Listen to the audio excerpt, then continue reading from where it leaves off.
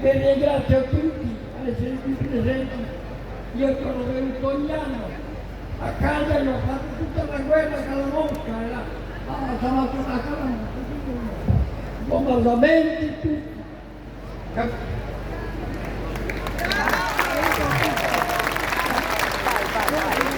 È arrivato, Un buon bacio a tutti, grazie.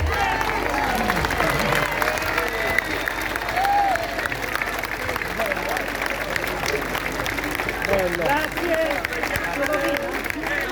Da tutte come tanto nostro di continuare così, anche se io domani me la devo andare.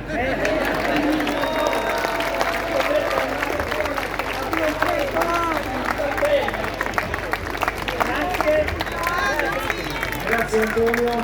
Naturalmente ci vediamo l'anno prossimo qua, l'appuntamento per tutti noi.